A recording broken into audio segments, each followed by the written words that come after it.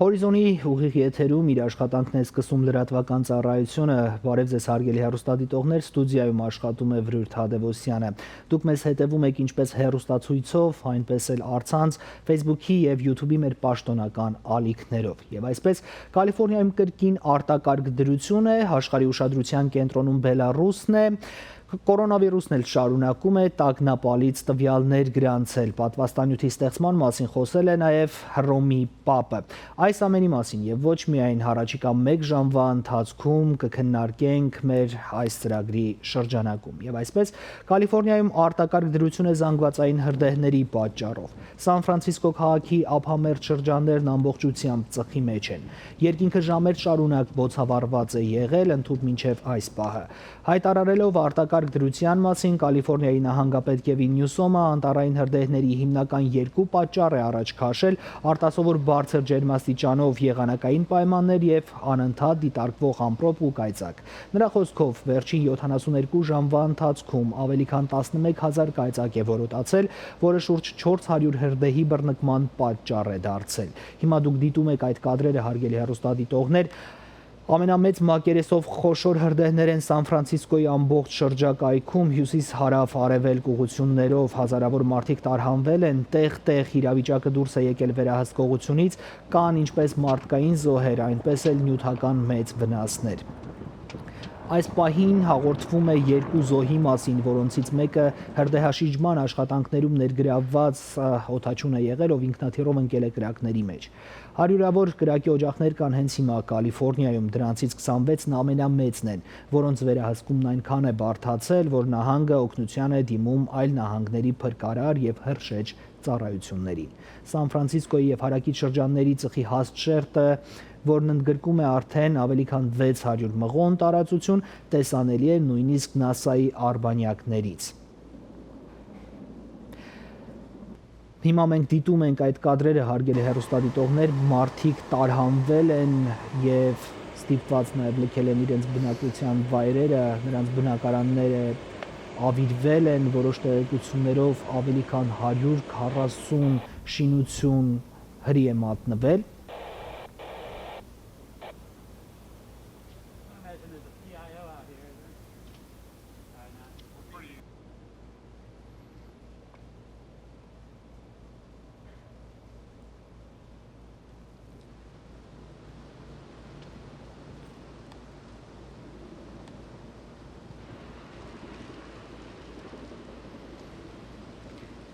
Եվս մեկ անգամ նշեմ, որ հրդեհները բռնկված են Սան Ֆրանցիսկոյի ամբողջ շրջակայքով մեկ հյուսիս-հարավ արևելք ուղղություններով։ Ծխի հաստ շերտի պատճառով այս պահին աշխարհում ամենավտանգավոր օդի աղտոտվածության աստիճանը հենց Սան Ֆրանցիսկոյում է եւ նրա հարակից տարածքներում։ Հրդեհները բռնկված են ամբողջ Ամերիկայի տարածքով, մեկ ահազանգեր կան ինչպես Յութահ, Կոլորադո, Այդահո, այնպես էլ Մոնտանա նահանգներից եւ ոչ միայն այս թեմային մենք կշարունակենք հետևել նաեւ առաջիկա թողարկումների ընթացքում, որովհետեւ վտանգավորության աստիճանը գնալով բարձրանում է։ Ամերիկայի քաղաքական կյանքի մասին դեմոկրատական կուսակցության կողմից փոխնախագահ առաջադրված Կամալա Հարիսը դարձել է ԱՄՆ պատմության մեջ առաջին սևական կինը, ով նախագահական ապարատի ուղեգիր է ստացել առաջատար քաղաքական ուժերից մեկի կողմից։ Սա պատմական իրադարձություն է, որը մեծ քննարկումների առիթ է դարձել։ Բայդեն-Հարիս տանդեմը հենց այսպես էլ խոստանում է վերակենդանացնել Ամերիկան համավարակի ու զանգվածային խտրականության դրսևորումների հետևանքներից։ Փոխնախագահի պաշտոնական առաջադրումը տեղի է ունեցել Ամերիկայի համար խորհրդանշական սահմանադրության 19-րդ կանոնակարգի 100-ամյակին, որով կանայք ԱՄՆ-ում ընտրելու իրավունք էին ստացել դեռևս 1920 թվականի օգոստոսի 18-ին։ Հիմա Ամերիկայի կորոնավիրուսի համավարակի ընդհանուր պատկերի մասին եւ այսպես այս պահի դրությամբ ամբողջ Ամերիկայում հաղորդվում է 5.548.091 վարակի դեպք։ Մահվան ելքերով դեպքերի թիվը 173.186 է ամբողջ Ամերիկայում ըստ Reuters-ի տվյալների։ Վարակման ամենաբարձր ցուցանիշը այս պահին ունի Կալիֆոռնիան 647,310 վարակագիր կա այստեղ, 11691 մահվան հաղորդում կա։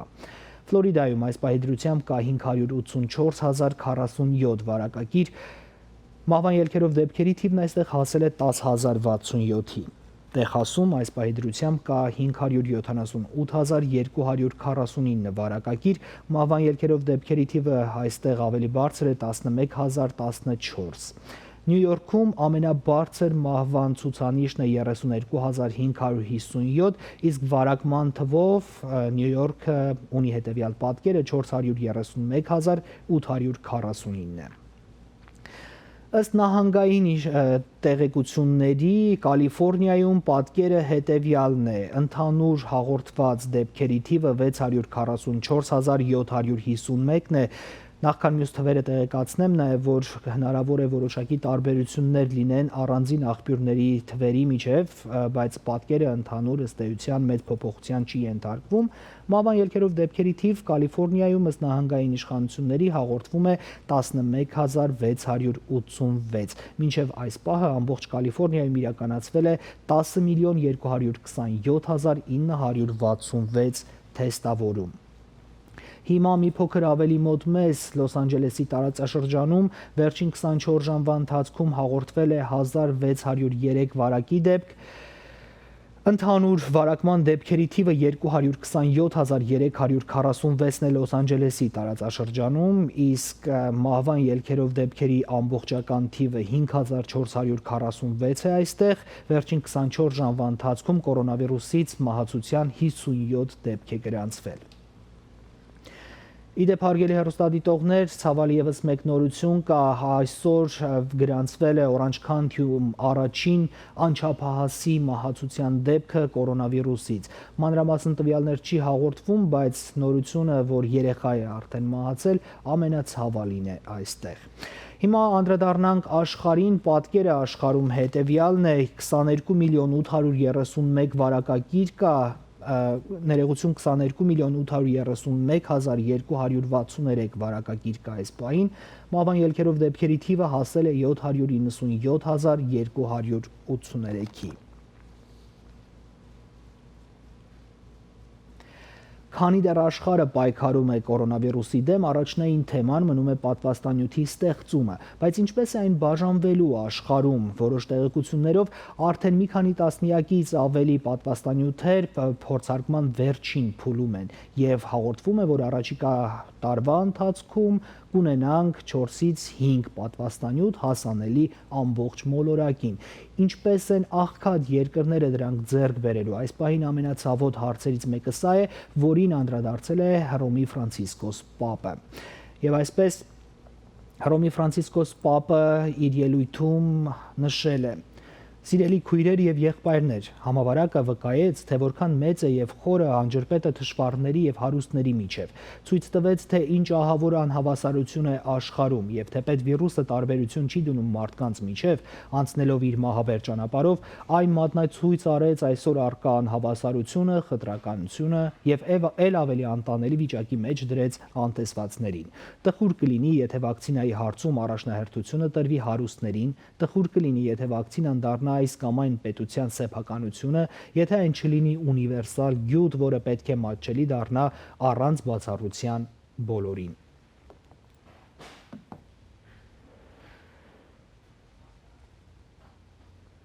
Աղքատությունն ու սոցիալական անհավասարությունը ինքնատիպ խնդիր են դարձել ամբողջ աշխարհով, մեկ ընդ որում անկախ պետությունների զարգացվածության մակարդակից։ Կալիֆոռնիայում ինքնության հափշտակման միջոցով գործազրկության նպաստների յուրացման դեպքերի աննախադեպ աճ է գրանցվել։ Այս պայդրությամբ պատկան մարմիններից հայտնում են շուրջ 400 ահազանգի մասին, մինչդեռ Դաշնային հետախուզության ծառայությունից հայտնում են, որ գործազրկության նպաստների հափշտակման հանցավոր դեպքերը գնալով աճում են։ Օրերս տեղական լրատվամիջոցները հրապարակեցին նմանատիպ դեպքերից մեկի մանրամասները։ 39-ամյա Կարապետ Գասպարյանը եւ 18-ամյա Գրիգոր Գասպարյանը ձերբակալվել են անձնական տվյալների հափշտակման եւ մեծ թվով գումարների յուրացման մեղադրանքով։ Միջադեպը տեղի է ունեցել Thousand Oaks Քաղաքում Bank of America-ի բանկոմատի մոտ քաղաքացին ահազանգել էր ոստիկանություն տեղեկացնելով, որ երկու տղամարդ կասկածելի գործողություններ են իրականացնում բանկոմատի մոտ։ Ոստիկանությունից հայտնում են, որ դեպքի վայրում երկու տղամարդու ձերբակալելու պահին նրանց մոտ եղել է 2 պայուսակ, լի թղթադրամ եւ այլ մարդկանց անուններով բազմաթիվ EDD դեբիտ քարտեր։ Ընդհանուր առմամբ նրանք յուրացրել են 164,000 ամերիկյան դոլար։ Նրանց ազատ արձակման գրավը սահմանվել է $500,000։ Սա ամենացավալի նորություններից մեկն է, որը երբևէ կարող էինք ընթերցել մեր հեռուստադիտողների համար, բայց նաև ինչ-որ իմաստով ահազանգ է, եթե կան մարդիկ, ովքեր ունեն կասկածներ, որ հափշտակման դեպքերի մասնակից են դարձել նույնիսկ իրենց կամքից անկախ, ապա պետք է ահազանգեն այդ մասին, որովհետև այս օրերին ինչպես դաշնային հետախուզությունից են տեղեկացնում ու բարձրաձայնում, շատ ավելի է բարձրացել ինքնության հափշտակման ու խոշոր գումարների յուրացման դեպքերը ու դրա նկատմամբ սկսել են տարվել շատ ավելի ակտիվ ու լայնածավալ գործողություններ։ Շարժվում ենք առաջ, հիմա աշխարհի ուշադրությունը կենտրոնացած է Բելարուսի վրա։ Ձերբակալվածներ, զոհեր, վիրավորներ, իրավիճակը Բելարուսում ինչ-որ իմաստով ծանոթ է նաև հայերին։ Որոշ փորձագետներ պնդում են, այստեղ ուկրաինական Մայդան չի լինի, այլ սցենարը շատ ավելի նման է հայկական Թավիշին։ Մասնավորապես Շվեդիայի նախկին վարչապետը նշել է, մեջբերում եմ, շատ մեկնաբաններ Բելարուսի իրավիճակը համեմատում են Ուկրաինայի 2004-ից 5 թվականների նարնջագույն եւ 2014-ի Մայդանի հեղափոխությունների հետ, բայց Բելարուսը Ուկրաինա չէ եւ Մայդանի մոդելի կիրառումը Մինսկում ու Բելարուսի այլ քաղաքներում օգտակար չի լինի։ Բելարուսի ապստամբությունն ուրիշ է։ Ներքին խնդիրներն ակնհայտորեն նշանակալից մեծ դեր են խաղում, իսկ Եվրոպայի կամ Ռուսաստանի հանդեպ արտաքին կողմնորոշման հարցերը գրեթե բացակայում են։ Բելարուսցիները հոգնել են մի մարդու 26 տարվա կառավարումից, որն ավելի ու ավելի էր կորցնում կապը հանրության հետ։ Հեղափոխության սպիտակ, կարմիր-սպիտակ դրոշը Բելարուսի ազգային դրոշն է 1918 եւ 15 թվականներին որևէ այլ դրոշներ նույնիսկ չեն երևում։ Ընդգծում է շվեդ գործիչը շարունակելով։ Բելարուսի դեպքում եւս կառաջարկեի նմանություններ գտնել ոչ թե Ուկրաինայի, այլ Հայաստանի 2018 թվականի գարնան հետ, երբ զանգվածային ցույցերը հանգեցրին երկարամյա նախագահ Սերժ Սարգսյանի հրաժարականին ու երկրում ժողովրդավարական նոր դարաշրջան բացվեց, ասել է Կարլ Բիլդը։ Կրկին Բելարուսի մասին Լուկաշենկոն առաջին անգամ հայտարարել է, որ պատրաստ է վայր դնել իշխանությունը, եթե երկրում անցկացվեն սահմանադրական բարեփոխումների հանրաքվե։ Ըստ էության անցնող օրերի մասսայական ձերբակալությունները փոքր-ինչ թուլացել են, ձերբակալվածներն արդեն ազատ են արձակվում եւ երկրում էլ զանգվածային բողոքի ակցիաները ցրելու փորձերը հնարավորինս նվազել են, սակայն Եվրամիությունը չի ճանաչում այնուամենայնիվ Բելարուսում օգոստոսի 9-ին կայացած նախագահական ընտրությունների արդյունքները, որ հնարավորություն են ընձեռել 26 տարի երկիրը ղեկավարող Ալեքսանդր Լուկաշենկոին եւս 5 տարի պաշտոնավարել։ Մեջբերում եմ, այդ ընտրությունները ոչ ազատ էին, ոչ էլ արդար, ասվում է Եվրամիության անդամ երկրների առաջնորդների մասնակցությամբ շուրջ 3 ժամ տևած արտահերթ նիստի արդյունքներով ընդունված հայտարարության մեջ։ Բելարուսը հետընտրական բողոքի ցույցերի ընթացքում ձերբակալվել է ավելի քան 7000 մարդ, տասնյակ ցուցարարներ վնասվածքներ են ստացել ոստիկանական բռնությունների հետևանքով, 2 մարդ նույնիսկ մահացել է։ Եվրոպական միության անդամ պետությունների առաջնորդները նաև համաձայնեցրել են ֆինանսական օգնության փաթեթը, որը կուղղվի, ինչպես շեշտում է Բրյուսելը, Բելարուսի ժողովրդին։ 53 միլիոն եվրոյի մի մասը կտրամադրվի բռնությունների զոհերին եւ քաղաքացիական հասարակությանը, մյուս մասը նախատեսված է կորոնավիրուսի համավարակի դեմ պայքարի համար։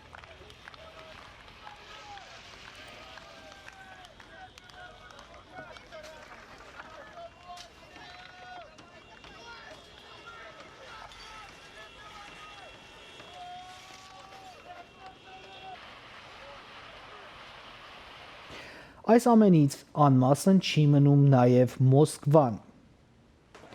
Սակայն հայտարարությունը Մոսկվայի ի պաշտպանություն Բելարուսի գործող իշխանությունների է։ Հայտարարության մեջ մասնավորապես նշվում է, սա ակնհայտ միջամտություն ունի դրսից Բելարուսի ներքին զարգացումներին եւ դա անթույլատրելի է։ Այս տեսակետն արտահայտել է պաշտոնական Մոսկվայի հայտարարության մեջ նախագահի խոսնակ Դմիտրի Պեսկովը։ Բելարուսում ըստ էության արդեն 12-րդ օրն է շարունակվում են բողոքի ակցիաներն ու գործադուլը, երկրում երկիշխանություն է ձևավորվել։ Ընդդիմադիրները հիմնադրել են համակարգող խորհուրդ, որը պետք է բանակցի իշխանությունների հետ իշխանության խաղաղ փոխանցման շուրջ։ Լուկաշենկոն էլ հայտարարել է, որ ընդդիմության կողմից խորհրդի ստեղծումն իշխանության զավթման փորձ է։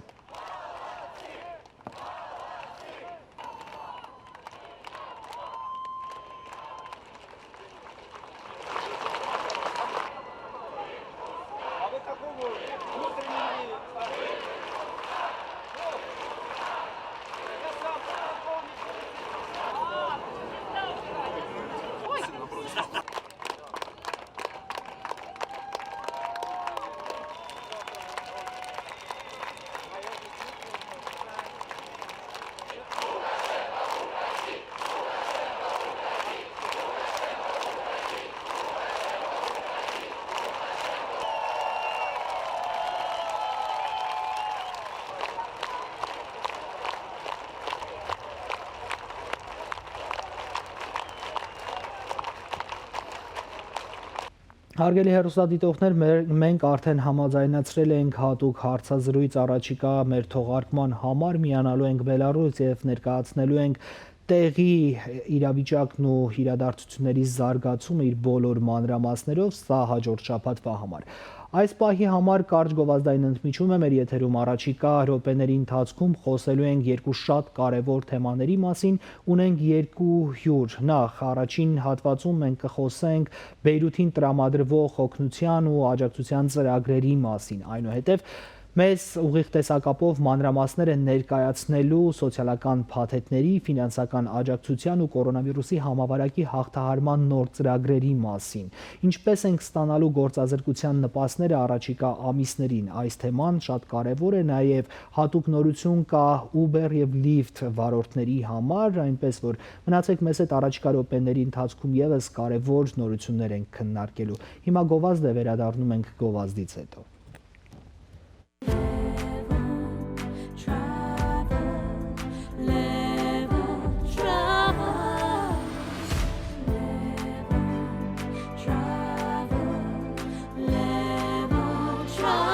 Այս դժվար ժամանակաշրջանում մեր ընկերությունը ինչպես միշտ գտնվում է ձեր կողքին եւ առաջարկում է տարբեր ծրագրեր, որոնք որ ավելի մատչելի կդարձնեն մեր ծառայություններից օգտվելը։ Ծրագրերից մեկը այն է, որ մեր ընկերությունը այն պահից, որ դուք ստորագրում եք պայմանագիր, սկսում է վճարել ձեր էլեկտրոէներգիայի գումարը մինչ այն րոպեն, որ ձեր հարեգակնային համակարգները միանում են։ Մեր ընկերությունը մշակել է հատուկ ֆինանսավորման պայմաններ, որը որ թույլ է տալիս մեր բնակիչներին ավելի մատչելի տոկոսադրույքներով տեղադրել այս համակարգները եւ խնայել ավելի շատ էլեկտրականության գումարներ, քան թե նրանք միջ այդ կարողանում էին ստանալ։ Մյուս ծրագիրը այս ժամանակաշրջանի հետ կապված դա արեգակնային համակարգների եւ տանիքների վերանորոգման համախմբման ծրագիրն է, որը որ ձեզ հնարավորություն կտա մյուս 25 տարվա ընթացքում ստանալ երաշխավորումներ թե ձեր արեգակնային համակարգների համար, թե ձեր վերանորոգված նոր տանիքի համար։ When it comes to your most important real estate investments, trust the professionals. They're exceeding expectations every day. Wow! Are you looking for the perfect home to suit your lifestyle? Want to sell your home for the best return? Nice. What about the kitchen? You can count on us to carefully guide you through the process. I like this house. Experience the difference. Հարգելի հայրենակիցներ, հաշվի առնելով կորոնավիրուսի հետ կապված վերջին զարգացումներն ու հատկապես դրանց վտանգավոր ազդեցությունը ցածր դիմադրողականություն ունեցող անձանց վրա, Salad-Master ընկերությունը զերծ չմնալով պայքարի բոլոր միջոցներից միանում է այն հորդորին, որ առողջ ապրելու կարևորագույն գործոնը առողջ սնունդն է։ Այդ իսկ պատճառով ընկերությունը հայտարարում է աննախադեպ ակցիա, հնարավորություն ընձեռելու մարդկանց ել ավելի լայն շրջանակներին ձեռք բերելու կաթսաները, օգտվելու համար դրանց առողջությանն ու իմունային համակարգին նպաստող առանձնահատկություններից։ Նշենք նաև, որ այս շրջանում գործելու է առցանց պատվերի եւ առաքման ծառայությունը հատուկ ստուգված եւ ստերիլ եղանակով։ Eating Right, Մեր հորդորն է առողջությանն ուղղված ծախսերն անել ի նպաստ առողջության, այլ ոչ թե այն կորցնելու հետևանքով առաջացած խնդիրների։ Eating Right, մենք ներկայացնում ենք առողջության եւ հարմարավետության երաշխիքները։ 818 749 73 17 Շարունակում ենք մեր տեղեկատվական ընթացքը, հարգելի հեռուստադիտողներ, այս պահին իմ զրուցակիցը հասարակական գործիչ Ջոն Քոսակյանն է, ով մանրամասները ներկայացնելու Բեյրութում հենց հիմա տիրող իրավիճակի մասին, նաև ինչ-որ իմաստով քաղաքական իրավիճակի հետևանքները կքննարկենք։ Պարոն Քոսակյան, բարև ձեզ։ Բարև ձեզ։ Շնորհակալություն, որ միացել եք մեզ, սա կարևոր հանդիպում է հատկապես այս շրջանում, երբ Արևմտյան Ամերիկայի համահայկական խորհուրդը նախաձեռնել է խոշոր դրամահավաք եւ աջակցություն Լիբանանին։ Նախքան դրան անդրադառնալը ուզում եմ իմանալ, ինչ իրավիճակ է հիմա Լիբանանում եւ ինչպես են այնտեղ մեր հայրենակիցները։ Բնականաբար այս մեծ բայթումեն ետքը ամբողջ աշխարհը արդեն լավադեղյակ է, թե ինչպիսի մեծ տարողությամբ, ահավոր տարողությամբ վնասներ հասած է Լիբանանի, եւ մենք նաեւ հայությունս գիտենք, որ վնասներու կարևոր մեկ բաժինը ինգած է հայ ժողովրդի վրա, որովհետեւ այդ բայթումի ամիջական օդագա շրջանակը աշխարհագրական օրեն հայաբնակ շրջաններ են եւ ունեցանք 13 զոհեր եւ մեծաթիվ վիրավորներ, իսկ ամբողջ Լիբանանը արդեն մոտ 15 միլիարդ, այսինքն բիլիոն դոլարի վնասի ենթարկված է եւ երկար ժամանակ կուզե որովհետեւ ինքնին գտնա։ Անշուշտ այս բայթումը եկավ ամիջապես ետքը Լիբանանի տնտեսական դակնապեն եւ դակնապ կսենք Լիբանանի տնտեսական դակնապ բարձ դակնապը չէ մարդիկ իրենց ունեցած տրամները որ բանկերու մեջ տրամադուներու մեջ դրած էին չէին գնա դուրս բերել միան փոքր շատ մասնակի գումարներ գնային դուրս անել եւ ամբողջ երկիրը տնտեսապես կայքայված է Այսօր վրա նաև կորոնայի վարակի հարցը, որ գոյություն ուներ, եւ այս բայթումը, այս ամենը միասին երկիրը վստահորեն գործանման դանելու ուղղությամբ կընթանա, եթե միջազգային օժանդակություն չլա, մեծ ահավոր օրեր կսպասեն Լիբանանյան։ Մենք տեղեկություններ ունենք, որ Հայաստանի կողմից Լիբանան ուղարկված օգնության ինքնաթիռով Լիբանանից դեպի հայրենիք վերադարձել են որոշ ընտանիքներ։ Արդյոք ձեր կարծիքով Լիբանանի աջակցության ծրագրերում հայրենադարձությունը կարող է էական խնդիր լուծել, թե այնուամենայնիվ հիմա դրա ժամանակը չէ։ Ինչ կարծիք ունեք այս հարցին։ Նախ վերադարձողները Հայաստան անոնք են, որ արդեն իսկ Հայաստանի քաղաքացիություն ունեին եւ Լիբանան գաբրեին, ինչպես գիտեք Լիբանանը 1975-ին ի վեր քաղաքացիական պատերազմ եւ զանազան դակնապներ շատ շատեր հայաստանյան քաղաքացիությունը ստացան Հայաստանի անկախութենեն ետքը, անոնց փոքրաթիվ մեկ խումբ օտանավին հետ վերադարձավ։ Հիմա անոնք որոնք որ Լիբանանը այս տնտեսական եւ այս ապահովական անել գացութենեն խուսափելու համար ուզեն դուրս ելնեն ուրիշ ելք չունին կոյաբդելու համար բնականաբար այդ ուղղվածությունը պետք է լա դեպի Հայաստան թե գազբագերպած ծևով ներքախտ իրականացնել ադի շատ հարցականներ ունի իր յետևը որովհետեւ նախ Հայաստան ինքը արդյոք ի վիճակի է մեծաթքանակ հայություն դուրսեն ներս ընդունել, գրնան ադոն ներս մտնողներուն պետք եղած գործերը ապահովի ու շարունակեն, թե այլ քաղաքականություններու նման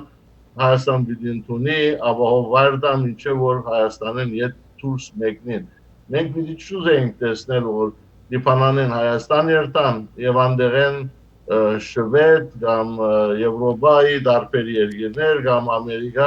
մեկնին եւ մեկ անգամ եւս Լիբանան չվերադառնա։ Ըստ էության մենք այդ խնդրին բախվել ենք սիրիահայության պարագայում, երբ բազմաթիվ ընտանիքներ այդպես էլ չկարողացան հարմարվել հայաստանյան իրականության հետ ու հեռացան հայրենիքից, այսինքն կրկին գաղթի ճանապարհ կարելի է ասել։ Ոչ թե միայն սիրիահայությունը, ունենք նաև իրաքահայությունը, որ Հայաստան գաղորդեցավ մեկ մասանշուշ եւ դուրս եկան Հայաստանեն։ Ավելի առաջ գնանք, թեպի յետև գնանք, երբ Ադրբեջանեն եկած հայությունը պետք եղած ծևով Հայաստանի անկախության առաջին դարիներում պետք եղած ծևով չգրցանք իրենց հաստատել Հայաստանի մեջ, շատերը, այսինքն 300,000 եթե Ադրբեջանեն հայ եկավ, անոնց մեկ քանին արդյոք այսօր Հայաստանի մեջ։ Պարոն Քոսակյան, առաջիկայում Արևմտյան Ամերիկայի համահայկական խորհուրդը նախատեսել է խոշոր տելեթոն դրամահավաք, որով ամբողջական գումարը ուղարկվելու է Լիբանանի հայությանը եւ նախքան այդ տելեթոնի մասին խոսելը ուզում եմ նաեւ եւս մեկ տվյալ մեր հեռուստադիտողներին ներկայացնել High Aid-ի մինչեւ այս պահը կատարած աշխատանքների հիման վրա հավաքվել է արդեն $400,000, մոտ $400,000 եւ մենք հիմա մեր հեռուստադիտողները տեսնում են առաջիկա դրամահավաքի տվյալները, թե երբ է լինելու օգոստոսի 30-ին երեկոյան 5-ից մինչև 8-ը Լոս Անջելեսի ժամանակով ամբողջ հայկական հեռուստաընկերությունների եթերում լինելու է դրամահավաքը, նաեւ առցանց կարող են մարդիկ մասնակցել։ Ձեր կարծիքով այս գումարները մինչև այս պահը հավաքված եւ նաեւ այդ օրը հավաքվելիք գումարները առաջնային որ կարիքներին են ուղղվելու եւ ինչ պետք է մեր հայրենակիցները իմանան։ Անշուշտ գումարները անմիջապես գուղարկվին Լիբանան հայկական պատասխանատու մարմիններու սկսելով կաթողիկոսարանեն, Իլիգիո կաթողիկոսարանեն, ինչպես գիտեք, Արամ առաջին կաթողիկոս հայտարարությամբ համահայկական մարմինը ստեղծեց Լիբանանի մեջ, ադոր արձագանքն է նաև Արևմտյան Ամերիկայի մեջ այս հավաքական խմբավորումը, որ տեղի ունեցավ, Pan-Armenian այս խմբակցությունը, որի մեջ կրկե որքան գիտեմ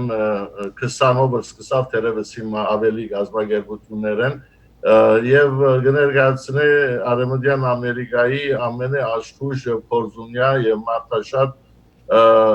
գազագերբությունները ամբողջ հայությունը Արևմտյան Ամերիկայի մեջ միակամ իրենց նվիրատվությունները կկատարեն High Aid-ին, նաև High Aid-ի կողքին կգործե նաև Հայ օգնության միությունը, որ 110 տարվա գազագերբությունն է, նաև Հայ բարեգործական ընդհանուր միությունը, որ ավելի քան երևի 115-120 տարվա գազագերբություն է, որը երկու մեծ բարեսիրական գազագերբություններն են։ Այս երկուքը մաս կգազմեն արդեն High Aid-ին եւ ժողովուրդը բնականաբար ուր որալ դրամը դա արտրամը պիտի երթա Լիբանանի ժողովրդի օժանդակության այնտեղ մեր գազագերբություններու եկեղեցիներու դպրոցներու վերաշինության վերագազագերբման աշխատանքներում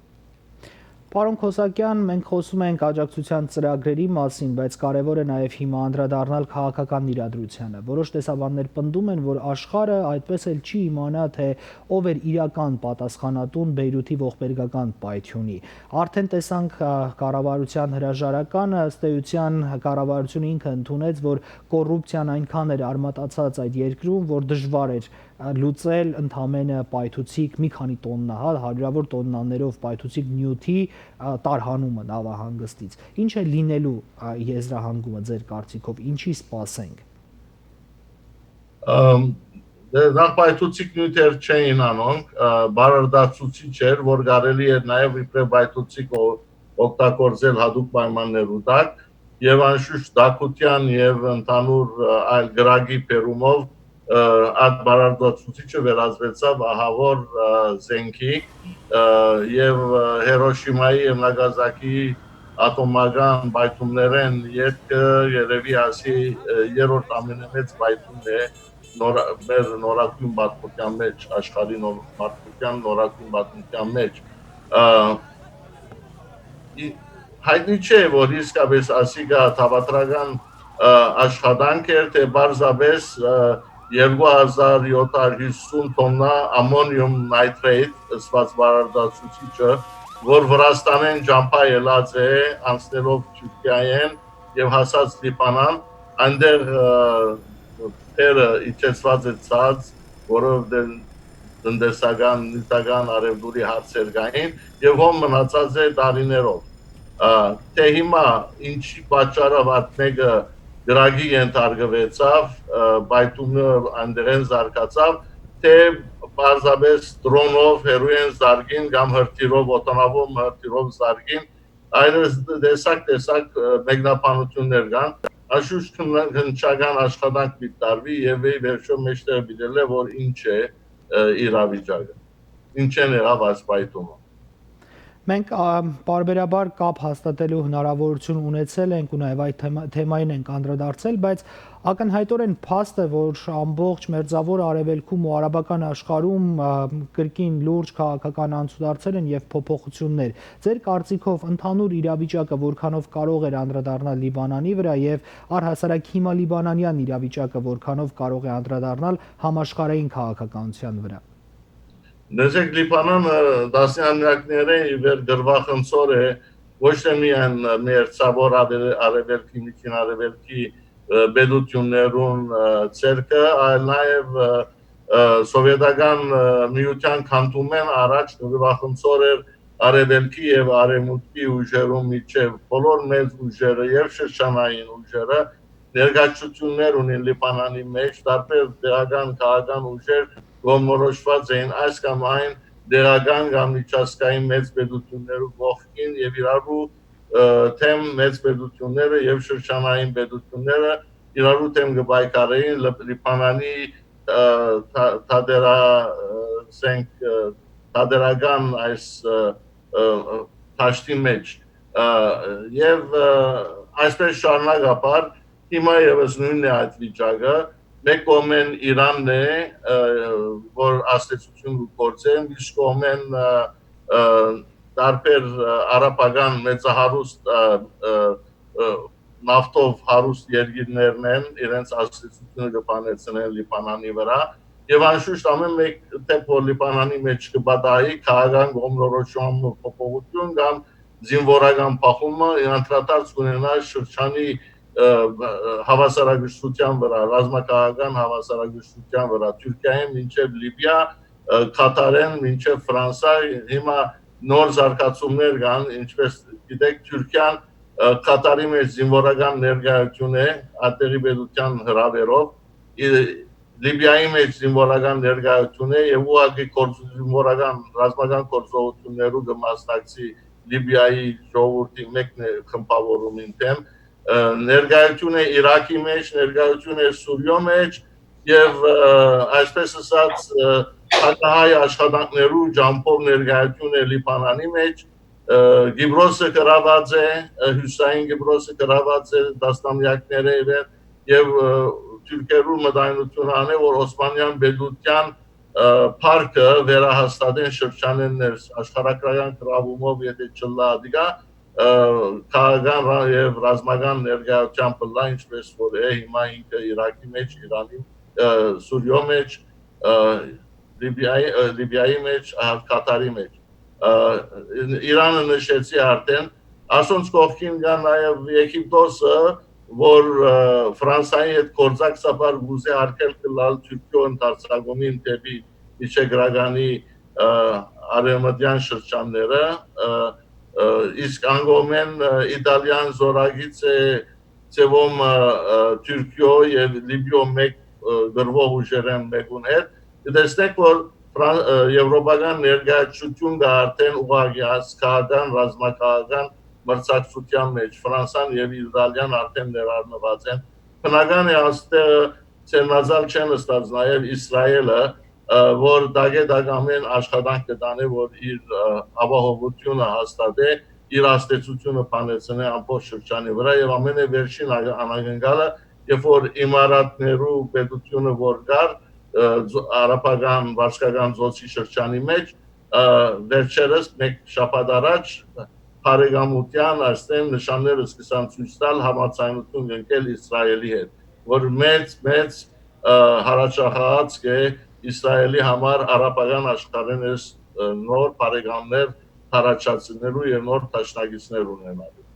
Հենց այդ իրադարձություններն են առիթ տալիս եզրահանգման գալու, որ այնուամենայնիվ համաշխարհային քաղաքականությունը ու աշխարհաքաղաքական անցուդարձերն առհասարակ կարող են նաև լուրջ ազդեցություն ունենալ Լիբանանի վրա եւ դրա հետևանքները շատ մոտ ապագայում տեսանելի կլինեն, բայց այնուամենայնիվ ինչ էլ լինի աշխարհում, կարևորը մեր հայրենակիցների իրադրությունն է նաև այնտեղ հիմա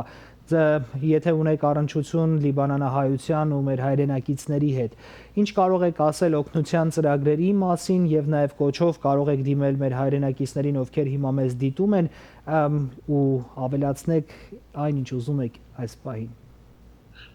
Գիտեք, Լիբանանի գացությունը նոստալգիա չէ, լիբանանահայության իրավիճակը նոստալգիա չէ, որ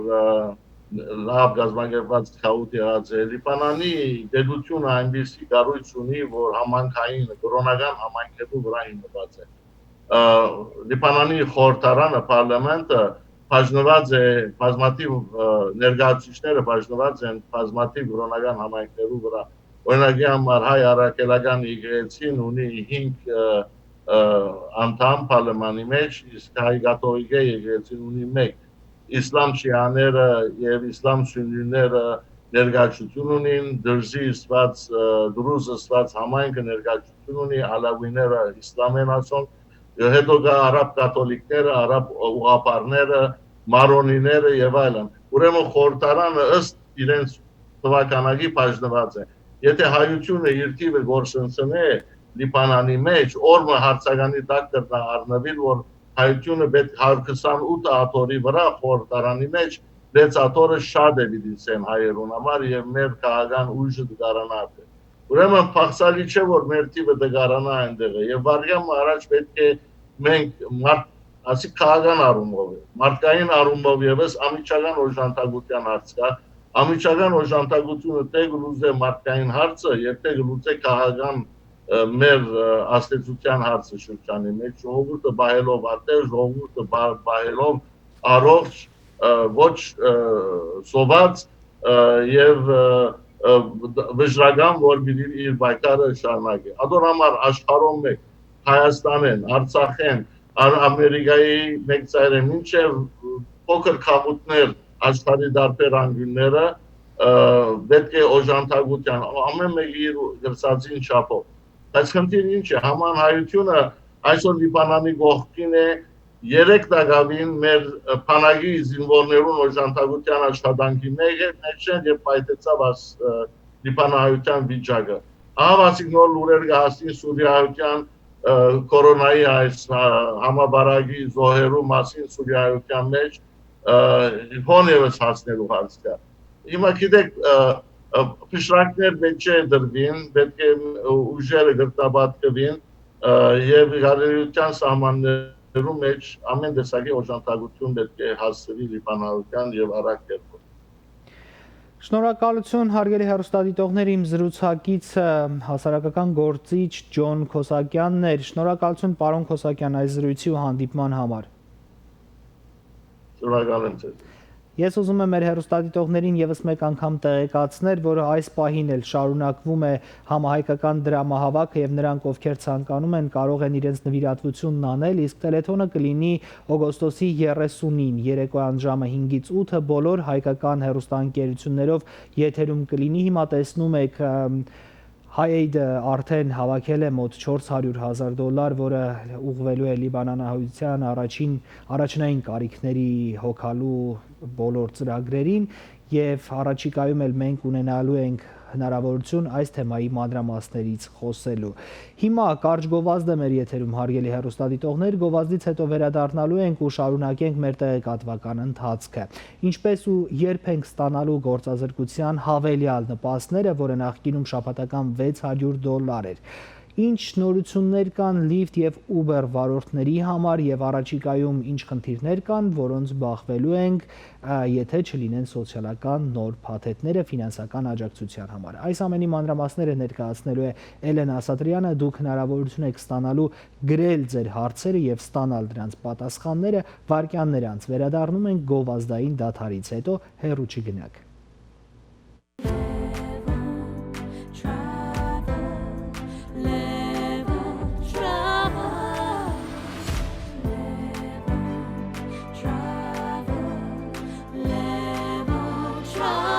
Այս դժվար ժամանակաշրջանում մեր ընկերությունը ինչպես միշտ գտնվում է ձեր կողքին եւ առաջարկում է տարբեր ծրագրեր, որոնք որ ավելի մատչելի կդարձնեն մեր ծառայություններից օգտվելը։ Ծրագրերից մեկը այն է, որ մեր ընկերությունը այն պահից, որ դուք ստորագրում եք պայմանագիր, սկսում է վճարել ձեր էլեկտրոէներգիայի գումարը մինչ այն րոպեն, որ ձեր հարեգակնային համակարգները միանում են։ Մեր ընկերությունը մշակել է հատուկ ֆինանսավորման պայմաններ, որը որ թույլ է տալիս մեր բնակիչներին ավելի մատչելի տոկոսադրույքներով տեղադրել այս համակարգները եւ խնայել ավելի շատ էլեկտրականության գումարներ, քան թե նրանք միջ այդ կարողանում էին ստանալ։ Մյուս ծրագիրը այս ժամանակաշրջանի հետ կապված դա արեգակնային համակարգների եւ տանիքների վերանորոգման համախմբման ծրագիրն է, որը որ ձեզ հնարավորություն կտա մյուս 25 տարվա ընթացքում ստանալ երաշխավորումներ թե ձեր արեգակնային համակարգների համար, թե ձեր վերանորոգված նոր տանիքի համար։ When it comes to your most important real estate investments, trust the professionals. They're exceeding expectations every day. Wow! Are you looking for the perfect home to suit your lifestyle? Want to sell your home for the best return? Nice. What about the kitchen? You can count on us to carefully guide you through the process. I like this house. Experience the difference. Հարգելի հայրենակիցներ, հաշվի առնելով կորոնավիրուսի հետ կապված վերջին զարգացումներն ու հատկապես դրանց վտանգավոր ազդեցությունը ցածր դիմադրողականություն ունեցող անձանց վրա, Salad-Master ընկերությունը զերծ չմնալով պայքարի բոլոր միջոցներից միանում է այն հորդորին, որ առողջ ապրելու կարևորագույն գործոնը առողջ սնունդն է։ Այդ իսկ պատճառով ընկերությունը հայտարարում է աննախադեպ ակցիա, հնարավորություն ընձեռելու մարդկանց ել ավելի լայն շրջանակներին ձեռք բերելու կաթսաները, օգտվելու համար դրանց առողջությանն ու իմունային համակարգի նպաստող առանձնահատկություններից։ Նշենք նաև, որ այս շրջանում գործելու է առցանց պատվերի եւ առաքման ծառայությունը հատուկ ստուգված եւ ստերիլ եղանակով։ Eating Right մեր հորդորն է առողջությանն ուղղված ծախսերն անել ի նպաստ առողջության, այլ ոչ թե այն կորցնելու հետևանքով առաջացած խնդիրների։ Eating Right մենք ներկայացնում ենք առողջության եւ հարմարավետության երաշխիքները։ 818 749 73 17 Շարունակում ենք մեր տեղեկատվական ուղիղ ընթացքը հորիզոնի եթերում եւս մեկ անգամ ողջունում եմ բոլոր նրանց, ովքեր նոր են միացել մեզ։ Հարգելի հեռուստադիտողներ, առաջիկա րոպեների ընթացքում քննարկելու ենք սոցիալական եւ ֆինանսական աջակցության ծրագրերի մասին։ Մանրամասներ ենք ներկայացնելու ձեզ, թե ինչպես կարող եք դիմել առանձին գրանտների եւ նաեւ նորություններ ունենք Uber եւ Lyft վարորդների համար։ Եթե դուք դիտում եք մեզ առցանց, ապա տարածեք ուղիղ եթերի լինքը, որպեսզի մեր հայրենակիցները հնարավորություն ունենան գրելու իրենց հարցերն ու ստանալու սպառիչ պատասխաններ։ Այս պահին ուղիղ տեսակապով ինձ է միացել Էլեն Ասատրյանը, ում հետ առաջիկա րոպեների ընթացքում խոսելու ենք այս թեմաների մասին։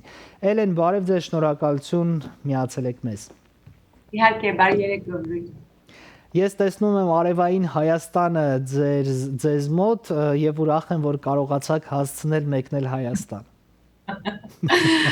Միշտ սրտիս մեջ։ Բոլորից իսկապես ցավոք այս օրերին մենք լսում ենք իսկապես մտահոգիչ նորություններ եւ Հայաստանից եւ աշխարհի տարբեր անկյուններից, ընդ որում նաեւ Ամերիկայից մեր հայրենակիցների համար, բայց առանձին նորությունները ներկայացրել ենք մանրամասներով։ Հիմա ուզում եմ միասին նաեւ ինչ որ իմաստով ոգևորիչ նորություններ ներկայացնենք, որովհետեւ ֆինանսական աջակցության ծրագրերը, որոնք բազմաթիվ են Ամերիկայի Միացյալ Նահանգներում, կարծում եմ մեր հայրենակիցներին այս պահին ամենաշատն են պետք։ Իհարկե,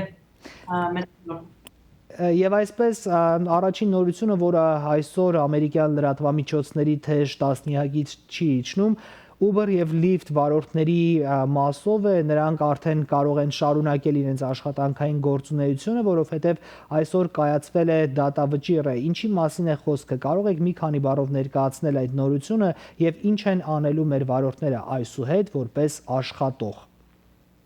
Իհարկե, նախ եւ առաջ ուզում եմ շեշտեմ, որ սա հատուկ մենակ Uber-ի եւ Lyft-ի համար չէր։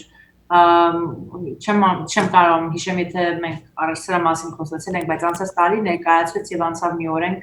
օրենքի համարն է AB Assembly Bill համար 5-ը, որը փոխում էր օրենքները կապված independent contractor-ների, freelancer-ների, 1099-ների համար։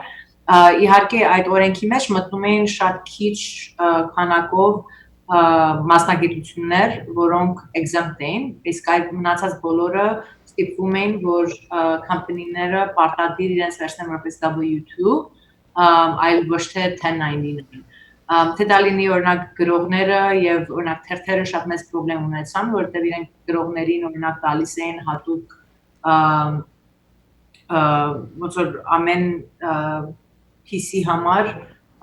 գումար որպես freelancer, որպես 1099, բայց իրենց աշխատողը չէր այդ մարդիկ։ So այս ինչ որ կատարվեց Uber-ի եւ Lyft-ի հետ, կապված է այդ օրենքի հետ։ Եվ իհարկե այս պահին որոշվեց, որտեղ քորտի կողմից եկավ, որ դա չի կարող պահպանվի, կարող են շարունակել as long as Uber եւ Lyft-ը որոշեն, որ իրենք շարունակելու են։ So ամենակարևոր մասնիկ ուզում եմ անպայման շեշտեմ սրա մասին, այդ AB5 օրենքը, որ անցած տարի անցավ, միշտ ամեն անգամ որ օրենքը անցնում է, դրա գալիք մյուս տարին, շատ ժամանակ լինում է ոնց որ անգլերենով կոչվում է clean up bill, որը ոնց որ մաքրում է այն մանրամասները, որը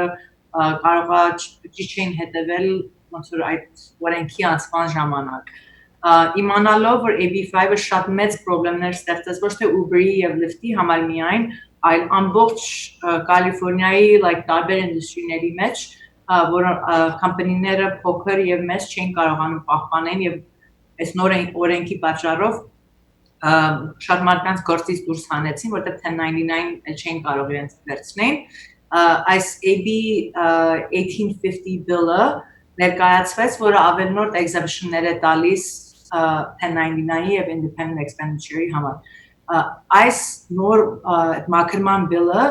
անցել է Սենատի Appropriations Committee-ն այսօր եւ պետք է գնա քվեարկության մյուս շաբաթ։ Եթե Կալիֆոռնիայի սենատորները չլսեն համայնքից եւ իրենց constituent base-ներից, ապա այդ օրենքը ինչպես որ հիմա այսպես ներկայացված է, կանցնի մյուս շաբաթ։ So իմ առաջի կոչը բացի Uber եւ Lyft-ի համար այն է, որ եթե դուք հատուկ մասնագիտություն ունեք, որի մեջ մտնում է 1099 ձևով աշխատել, թե դա լինի graphic designer, թե դա լինի videographer, I mean it's endless. Անպայման կապնվեն իրենց սենատորների գրասենյակը եւ պահանջեն, որ իրենց մասնիկներ մտնի այս օրենքի մեջ։ Այն փոփոխությունները, որ եղել են Senate Appropriations Committee-ի մեջ եւ անցել են այսօր, հայտնի չեն լինի մինչեւ վաղ առավոտ եւ դա Կալիֆոռնիայի սենատի նահանգի էջի վրա կարող են գտնել, նորից շեշտեմ AB 1850-ն է bill-ի համարը եւ ես իմ Facebook-ի վրա դրել եմ եւ հույսով եմ մինչեւ վաղվանից մինչեւ մյուս շաբաթ այն ինչ որ մտահոգիչ է մեր համայնքին եւ աշխատողներին անպայման կապնվեն եւ այդ դա հայտնեն իրենց սենատորներին նայած որտեղ են բնակվում։ Այսինքն եթե նաեւ մեր հայրենակիցներին ամբողջ դրա արդյունքը ներկայացնելու լինենք, այս փոփոխությունը օգտակար է թե վնասակար ավելի շատ եւ ինչ պետք է անեն, որ ավելի օգտակար լինի իրենց համար։ Ես չեմ իմանում այս պահին, ոչ մեկից չենք իմանում, վաղ առավոտ իմանանք այդ փոփոխությունները, որ ներդրել է Senate Appropriations Committee-ին, որը պետք է հետո ներկայացվի ամբողջ Սենատին մյուս շաբաթ քվեարկության համար։ Վաղ առավոտ դա պարզ կլինի, բայց մի բան գիտեմ, որ ինչ որ կա կամ չկա այդ բիլի մեջ, իհարկե փորձում է ավելի հեշտացնել այն ինչ որ AB5-ի մեջ էր, որը ահավոր մի ձևով էր գրված եւ այնքան restriction-ներ կար, որ basically illegal էր սարքում համարյա բոլորին, որոնք կարող են աշխատեն որպես 1099 կամ freelancer-ի միջոցով։ Սովաղ առավոտ տեղյակ կլինենք, բայց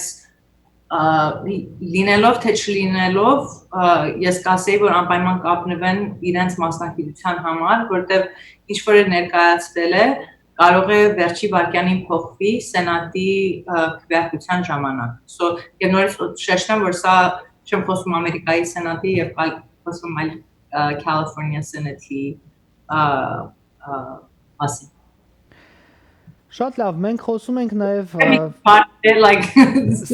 որ իրավաբանական գործընթաց է, այնուամենայնիվ բավականին բարդ պետք է լինի մեր հայրենակիցների համար, բայց կարևոր է, որ յուրաքանչյուրը իր ձայնը ասի, իր խնդրով զանգահարի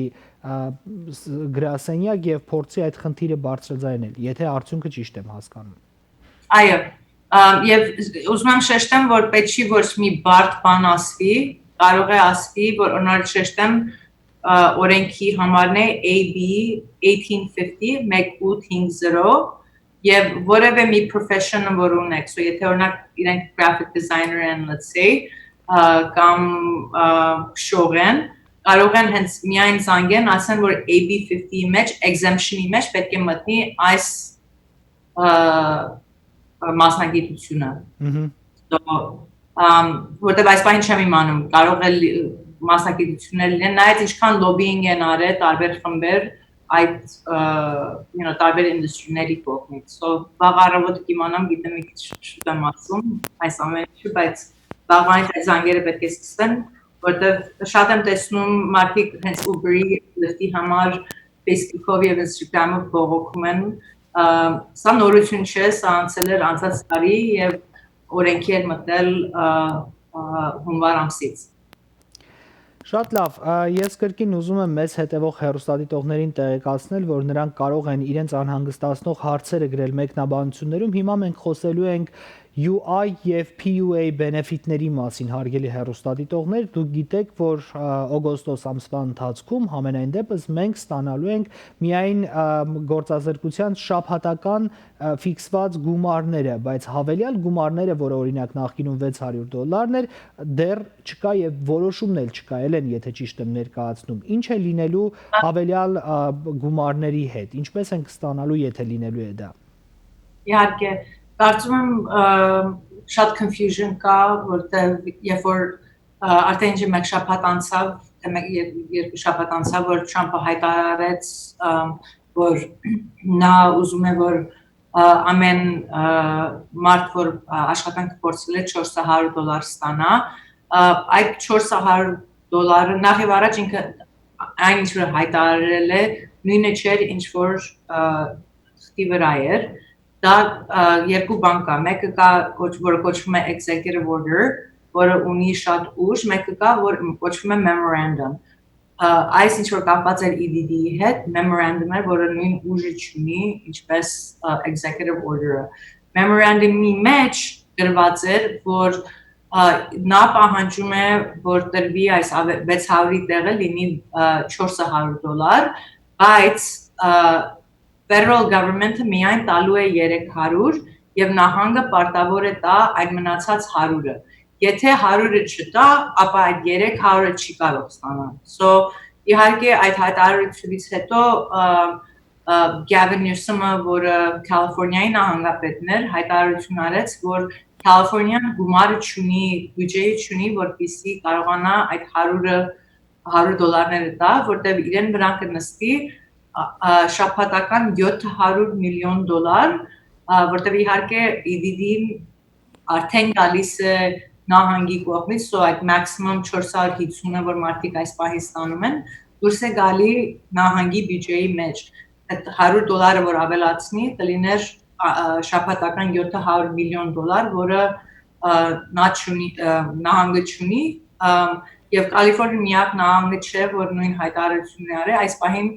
ոչ մի նահանգ չկա, որ այդ բյուջեի ունի, որ կարողանա այդ ավելնորդ $400 տրամադրի իր բնակիչներին, որոնք աշխատանքը կորցրել են։ Ես կարծում եմ մեր միայն հույսն է, որ ինչպես գիտեք, Սենատը գնացել է recess-ի, հիմա իրենք չեն հանդիպում եւ վերադառնալու են սեպտեմբերին եւ unless ինչ-որ մի բան պատահի, որ դեմոկրատները եւ ռիփաբլիկանները համաձայնության գան մինչեւ այդ իրենք այս պահին գնացել են տուն առանց որևէ մի որոշում կազմելու եւ ինչ-որ օրենք անցկացնելու շուրջ։ So գիտեմ շատ մարդիկ, անձամբ ինձ էլ գրում են այդ $400 համար երբ են ստանալու, այս պահին այդ $400 համարեք, որ չկա, որտեղ իսկապես օրենքը որ այդ հայտարարությունը այնպես է գրել, որ մեր California բյուջեի չունի, որպեսզի կարողանան այդ 100-ը տրամադրի, որ այդ 300-ը ստանա։ Նահանգապետի այդ ելույթը մենք էլ ներկայացրել ենք մեր հեռուստադիտողներին, ըստ էության կարծում եմ ակնհայտ էր եւ վերջնական էր նահանգապետի հայտարարությունը, որ չունի նահանգը $700 միլիոն շաբաթական, եթե մեր հեռուստադիտողները կպատկերացնեն, թե ինչի մասին է խոսքը, բայց շատ կարևոր է այս պարագայում, քանի որ խոսում ենք նաև Uber, Lyft վարորդների մասին, խոսում ենք նաև մարդկանց մասին, ովքեր ինչ-որ աշխատանքը կարող են վերսկսել, բայց գործազրկության նպաստների պատճառով չեն վերսկսում, մտածելով, որ այնուամենայնիվ ավելի շատ գումար կսկսեն աշխատել, վաստակել առանց աշխատելու, եթե այդպես ասեմ։ Ինչ կարող են անել մարդիկ, արդյոք ձեր խորհուրդը կլինի սպասել գործազրկության նպաստներին, թե այնուամենայնիվ ձեռնարկել անվտանգության միջոցներ եւ դուրս գալ աշխատանքի, օրինակ Uber կամ Lyft վարելու։ Իմ անձնական այն է, որ եթե օրենքը թույլ է տալի, որպեսզի վերադառնաս աշխատանքի, կուզենք, որ economy-ն ճիշտ աշխատի, ես վստահ չեմ, որ ինչ գումարի պետք է գան, որտեղ ինչպես գիտեք, հանրապետականները ներկայացրել էին մաքսիմում $200 ավելնորդ եւ դեմոկրատները ներկայացրել են 600, որ actually անցել էր 3 ամիս է արդեն, որ այդ բանաձևը կոնգրեսի մեջից դուրս է եկել, անձամբ ինձ համար ես երբեք համաձայն չեմ եղել այդ $600-ներին, ես կարծում եմ դա հավասար չէ այն նրան, որոնք մարդիկ ստանում են, պետք է flat չլիներ դա երբեք, համաձայն կլինեի, եթե դա լիներ մի քանի շաբաթվա ընթացքի համար, այլ հետո լիներ օրինակ այն ինչ որ որևէ մեկ ինչ որ ստանում է, դրա 75 կամ 80% լիներ, որտեվ երբ որ դու խոսում ես մարդիկ կան, որ այդ $600 ավելնորդով շատ ավելի են ստանում, քան թե առաջ, բայց երբ որ դու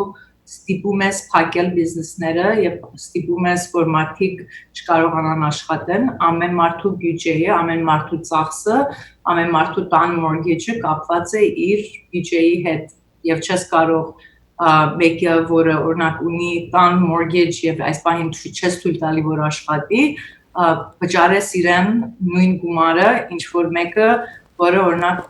ավելի low income-ի մեջ է։ So այդ խոսակցությունն էլ ինչի մասին որ ասում եմ, այդ խոսակցությունն իհարկե նաև կա Schumer-ը, որը դեմոկրատների minority-ն է, ձև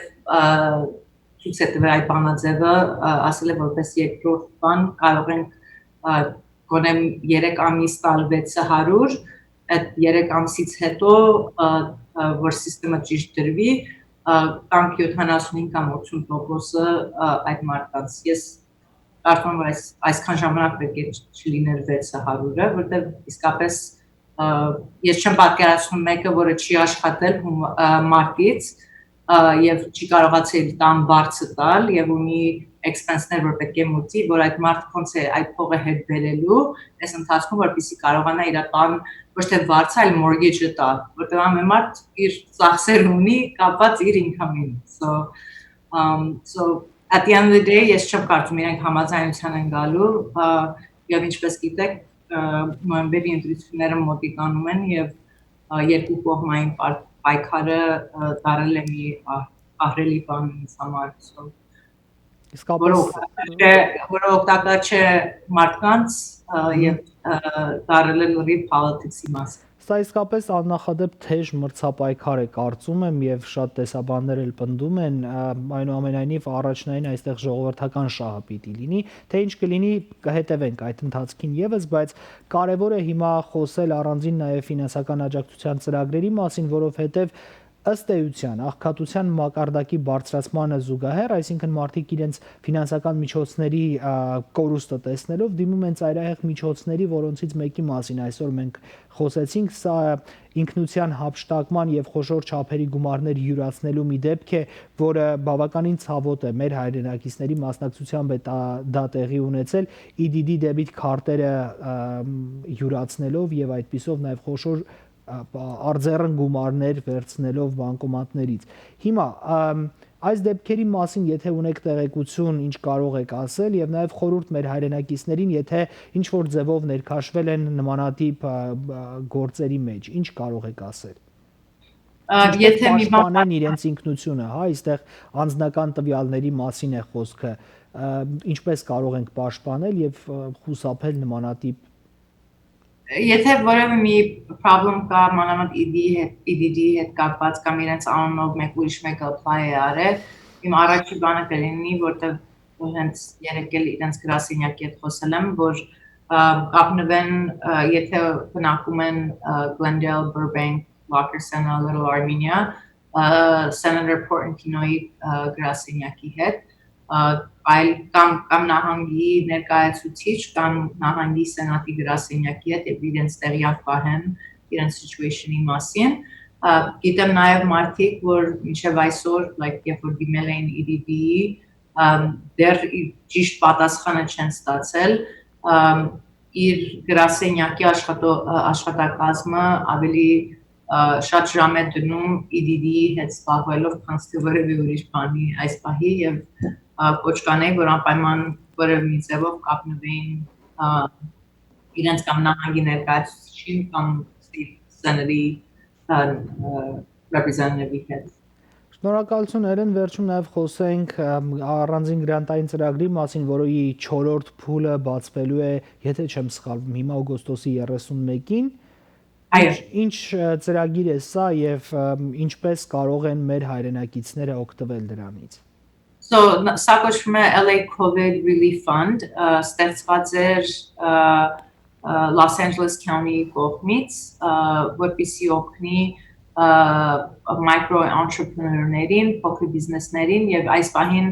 նաեւ ավելացրել է medium size business-ներին։ Այս grant-ի ծրագիրը, grant-ը, ինչպես գիտեք, launch է, այլ եթե ստանաս, պետք չի որ այդ գումարը վերադարձնես։ Ուներ ինքը 6 փուլ, առաջի 3 փուլը արդեն վերջացել է, 4-րդ փուլը բացվելու է օգոստոս 31-ին եւ բաց կլինի մինչեւ սեպտեմբեր 4-ը։ Կարող են գնալ lacovidfund.org/grant, շատ հեշտ է application-ը լրացնելու։ Եթե micro entrepreneur են, so դա նշանակում է 1099 են ստացել freelancer են եւ 100,000-ից քիչ գումար են սարքել 2018 կամ 19 թվականին, ապա grant-ը կլինի $5,000, եթե փոքր բիզնես են 100,000-ից մինչև 1 միլիոնի revenue ունեցող small business 15,000 է grant-ը եւ նոր ավելացրեցին medium size business-ը, որը 1 միլիոնից մինչև 5 միլիոն, որը կարող է ստանալ 25,000 Անպայման ուզում եմ շեշտեմ, որ բոլոր կազմակերպությունները կամ անհատները, որ դիմում են այս ծրագրին, կարող են դիմեն բոլոր փուլերին։ So եթե օրինակ 4 փուլը ստանան այդ գումարը, լինելու է 5-րդ եւ 6-րդ փուլը, դրանց օրերը հələ որոշված չեն, բայց երբ որ հայտարարությունը դուրս գա, ապա կարող են նորից դիմել այդ փուլերին։ Շնորհակալություն Էլեն, մեր հեռուստադիտողները տեսնում էին նաև գրանցման կայքը, որով կարող են գնալ եւ գրանցվել, դիմել, իրենց հայտադիմումը լրացնել եւ ես էլ ուզում եմ փաստել, որ բավականին հեշտ է անձնական տվյալներ եք լրացնում եւ պատասխանում մի քանի հարցի։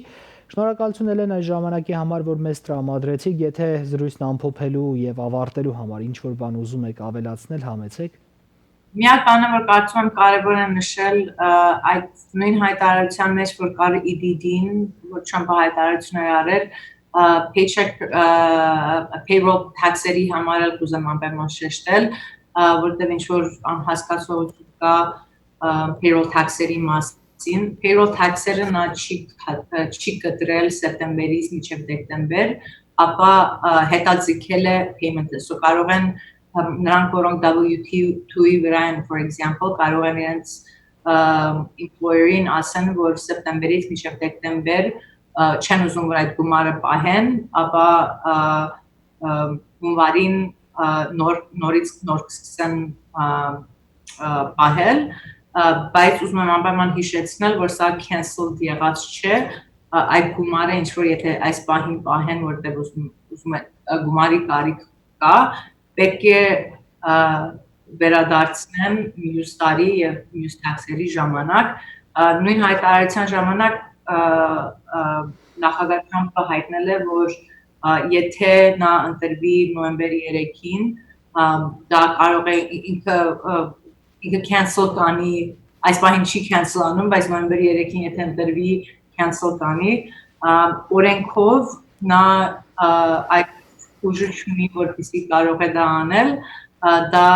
որոշվում է Կոնգրեսի կողմից եւ համ հանրապետականները եւ դեմոկրատները դեմ են կանգնած այս cancellation-ին։ So ոչ թե միայն սա արդեն չի դարել partisan հարց, այլ Republican ներկայացուցիչներն էլ ասել են, որ այդպիսի բան կոնգրեսի մեջով Pedalin նոյեմբեր կամ դեկտեմբեր կամ մյուս տարի չեն պատկերացնում որ կյանցնի։ Ուզում եմ որտեղ շատ մարդիկ գրում են չհասկանալով որ cancel է եղել կամ ոչ կամ $400 համար ուզում եմ անպայման clarify անել որ այդ գումարը պետք է վերջում վերադարձվի։ So եթե իմ ամենամեծ մտահոգությունը այս ամեն ինչի հետ այն է որ այս բոլոր բաները որ հետաձգվում են, հետո պետք է որ payment-ը անես, ես չեմ պատկերացնում մարդիկ ոնց են կարողանալու այդ գումարը հետ բերել, որպեսզի կարողան համ այդ վարձը, համ հին վարձը, համ հին payroll tax-երը վճարել։ Սա իրականում իսկապես շատ ծանր ժամանակաշրջան է եւ որքան էլ հիմա հնարավոր լինի հետաձգել բոլոր տեսակի վճարումները, այնուամենայնիվ հետո մի օր գալու է դրանց վճարելու ժամանակը եւ այս պարագայում շատ կարեւոր է նաեւ տեղեկատվության մատչելիությունը, ինֆորմացիան քիչ հասանելի է մեր հայրենակիցներին, թերևս մենք աշխատում ենք, փորձում ենք մեր հայրենակիցներին հնարավորինս մանրամասն եւ ծավալուն տեղեկատվություն տալ, ուղղորդել, օգնել, աջակցել, բայց նաեւ դրա համար շատ կարեւոր է մեր հայրենակիցների պատրաստակամությունը, մենք ստանում ենք նամակներ, փորձում ենք դրանց պատասխանել եւ աջակցել ու նաեւ Էլեն ձեզ եմ շնորհակալություն հայտնում այդ աշխատանքի համար, որ մեզ օգնում եք եւ մենք միասին նաեւ փորձում ենք մեր համայնքին ինչ որ իմաստով աջակցություն ցուցաբերել։ Շատ մեծ սիրո։ Շնորհակալություն Էլեն, իմ զրուցակիցը հարգելի հեռուստադիտողներ Էլեն Ասատրյանն էր, առաջիկայում էլի կապ կհաստատենք Էլենի հետ։ Ձեզ մաղթում եմ առողջություն եւ խաղաղ, ուրախ ու արդյունավետ երեկո։ Մեզ բոլորին շնորհակալություն։ Շնորհակալություն Էլեն։ Հարգելի հեռուստադիտողներ, այսօրվա համար այսքանը, հաղորդման վերջում եւս մեկ նորություն նրանց համար, ովքեր ուզում են իրենց հանգիստը կազմակերպել այս օրերին։ Պեչանգայում հակահամաճարակային հատուկ կանոններին հետևելով կրկին իր դռներն է բացել Journey Golf ակումբը, որտեղ կարելի է ինչպես ժամանց կազմակերպել, այնպես էլ գոլֆի դասընթացների մասնակցել։ Ինչպես տեսնում եք, այստեղ հաշվի են առնվել հատուկ նորմերը, որոնք ապահովելու են այցելուների եւ աշխատակիցների անվտանգությունը կորոնավիրուսի պայմաններում։